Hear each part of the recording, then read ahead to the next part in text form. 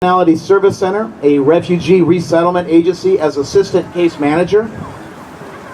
He currently works at the School District of Philadelphia as a bilingual counselor assistant and is currently the General Secretary of the Korean Organization of the United States. They worked tirelessly in his team to make this event happen. I'm so proud to call him friend. Please welcome Dave.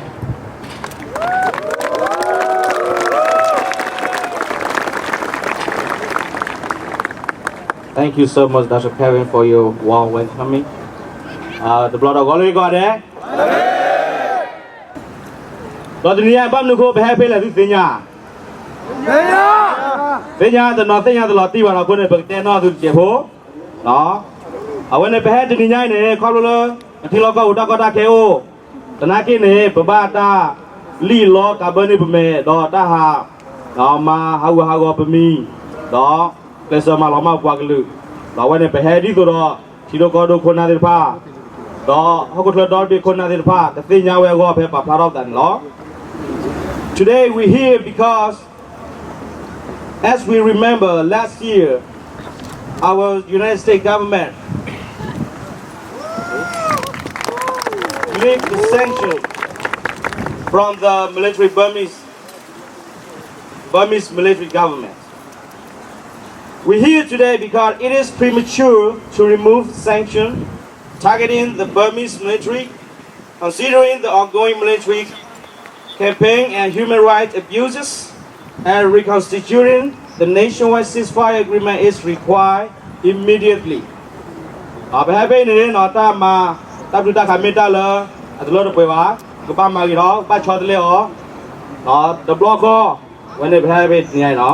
The Korean people are born with human rights violation.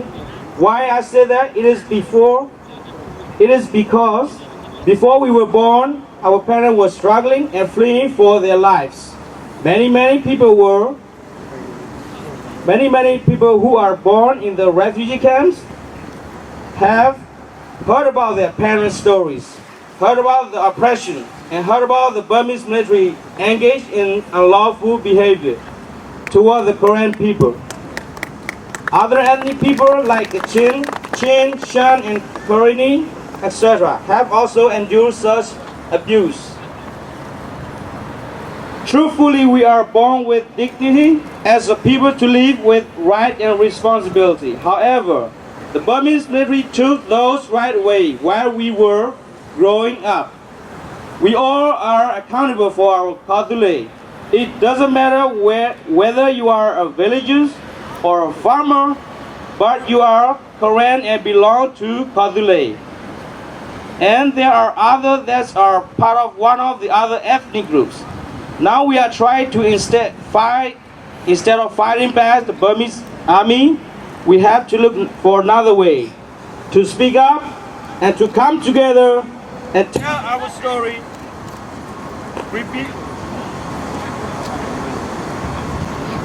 about what had happened for many years in Burma and continue even today. The U.S. government should not reward the Burmese government nascent and untested change by allowing an unregulated business. Bonanza, said John Sifton, Asian Advisory Director of Human Rights Watch. He said, tough rules are needed to ensure the new investment benefit the people of Burma and don't fuel human rights abuses and corruption or end up strengthening the military control over the civilian authorities. The U.S. government should not have lifted economic sanctions on Burma as happened in December 2016.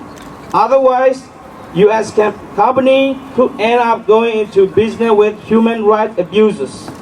Since Ms. Suu Kyi, National League for Democracy, swept the election in November 2015, the noble leader has focused much of administration energy on peace talks to end the decades-long hostility between the military and ethnic armed groups.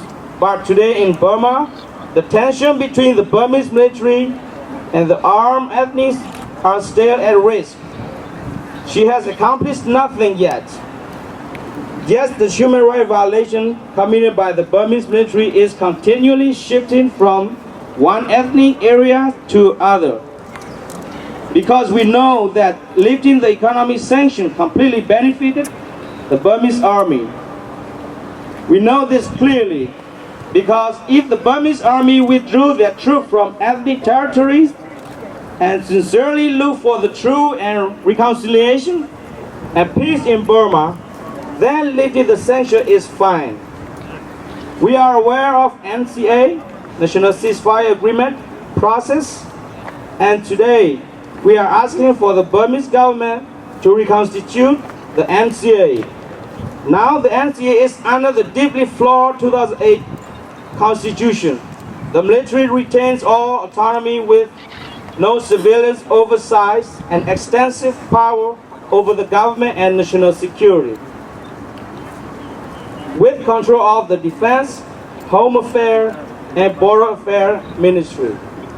It is guaranteed 25% parliamentary seats, which constitute effective votes, veto over any constitution amendments, and is authorized to assume power in national state of emergency. The current NCA, orchestrated under the previous Thein Sein government, was signed in October 2015 by 8 ethnic armed groups, fewer than half of the country total. Since its adoption, military operation and clashes between signatory and non-signatory armed groups have continued. Therefore, today, we will be meeting with U.S. government leaders, advise them of what is required to stop the human rights abuses of the Burmese army. Thank you all for being here today.